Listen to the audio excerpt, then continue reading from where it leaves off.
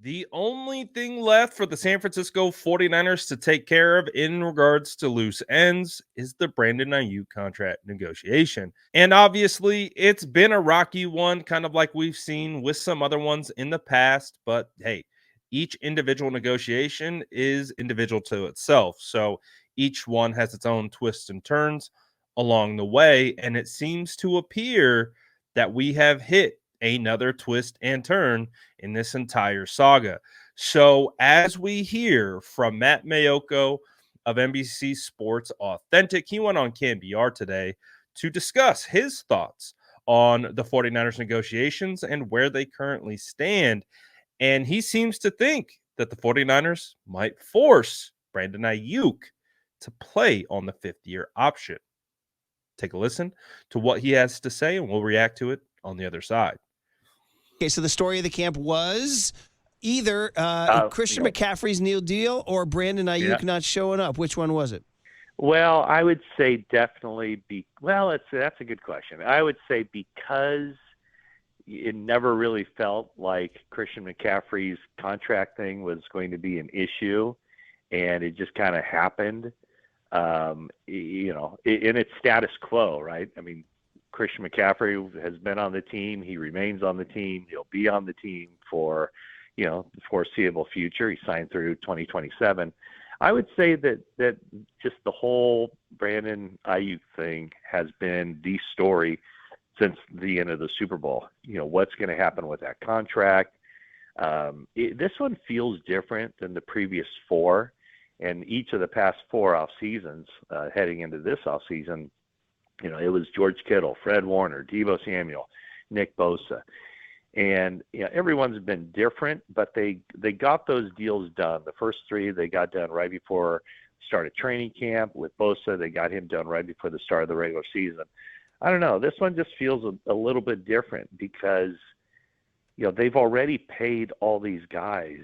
And at some point, the money or the cap space just kind of runs out. And when you have a team full of really good players, teams can't keep everybody. And, you just kind of wonder what's going to happen with Brandon Aiyuk. I mean, do they really want to pay him the going rate for wide receivers, or do they think that maybe that money could be allocated in other areas?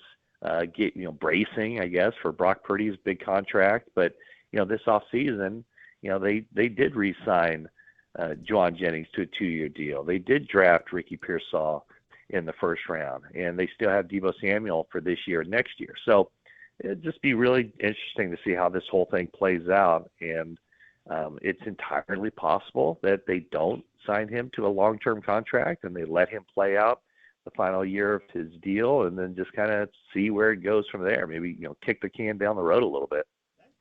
I wasn't sort of expecting that answer. That's something that should enter our realm, that this might not turn into a long-term deal. Would kind of expand on that a little bit? Well, I mean, at some point, you pay all these guys top of the market salaries, and if you have that many good players, you just can't pay everybody. So, have the 49ers kind of braced for the potential that Brandon Aiyuk isn't on the team, not this year. He'll be on the team this year. I don't see any scenario where he's not playing for the 49ers in 2024. But next year, what's that going to look like? And, can they keep Samuel and Brandon Aiyuk together? I don't know if they can. So, if they do sign Aiyuk, that would seem to suggest that Deebo will be on the team this year, but probably not next year. So there's just a lot that goes into it. When you have all those other guys, their salaries are rising, and then, at some point you're going to have to pay Brock Purdy like the player that he is. He's right now, he's one of the absolute lowest paid players on the 49ers. I mean, he might be like, the 55th highest paid player on the team.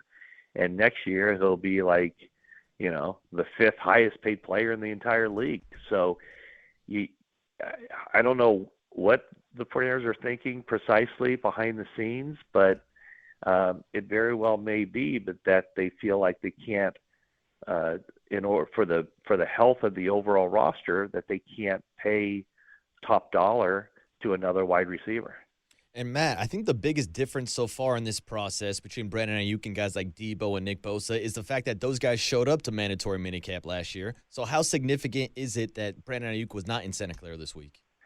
Well, it was significant, but I don't know what it means exactly because, yeah, you're right. Those guys kind of played the game as far as, well, it's mandatory, we'll be there. I asked Kyle Shanahan that question this week about that. They always don't talk about guys who aren't there during the voluntary part because it is voluntary. But this one, this week was different. This week was mandatory, and he's subject to $100,000 in fines for not being there. CeeDee Lamb, I believe he did the same thing with the Dallas Cowboys. So I don't know what to make out of it. He posted video of him holding his own OTAs at some ball field somewhere. I think he's in Arizona, but I'm not quite sure.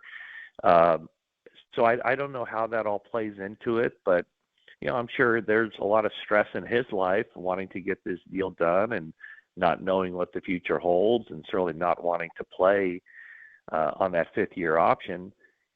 He's all these guys. They want to get their guaranteed money. They want to get that security when they can. And this is the off season where Brandon Aiyuk, figured to get that big payday, and it hasn't come yet. And we'll see when and if it comes. So obviously with Matt Maiocco, he's a phenomenal reporter. He's probably the best in the 49ers, beat reporter core. And he has the longest tenure. I think he's 30 years in. I mean, he's been doing this for a long time. And because that has given him the opportunity to be pretty close with a lot of people in the San Francisco 49ers. And if there's also another thing we've learned about Matt Maiocco, he doesn't typically break news. He will kind of give us a hint. That's one of the things and kind of the trends of how Matt Maiocco goes about these situations. So when Matt comes out and is like, well, there might be a chance that, the 49ers could just force Brandon Aiyuk to play on the 5th-year option and kick the can down the road. I would have to imagine, and again, this is speculation on my part, I would have to imagine he's hearing that from somewhere inside the organization, that might be where they stand in regards to this contract negotiation situation. So obviously we are about a month and a half away from training camp, and the MO of the 49ers front office with these big time contract negotiations has been to push until right around training camp, the beginning of it, or into training camp.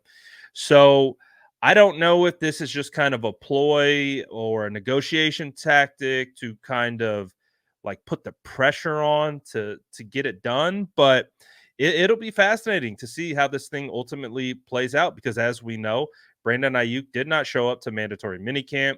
He was working off on his own. He has his own off-season program like he does every year, and so he's continuing to put in the work, but just away from the San Francisco 49ers. And the thing that everyone's just waiting for is, will Brandon Aiyuk get a contract extension, or are the San Francisco 49ers going to force him to play on the 5th-year option? Because if you remember, when John Lynch had mentioned Brandon Aiyuk playing on the 5th-year option at the owners' meetings, I think around March, that is when we got the infamous now story post of emojis where Brandon Aiyuk said, money talks, BS walks, essentially.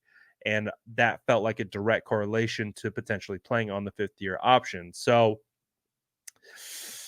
get your popcorn ready. It's going to be interesting to see how this progresses moving forward. We'll see. What do you guys think of this? Do you think Brandon Aiyuk should play on the 5th-year option? Or how do you see this playing out? Do you think that would be a good thing for the 49ers and Brandon Aiyuk to do that moving forward? I want to hear from you in the comments below. Let me know what you guys think. And as always, make sure to like and subscribe for more updates.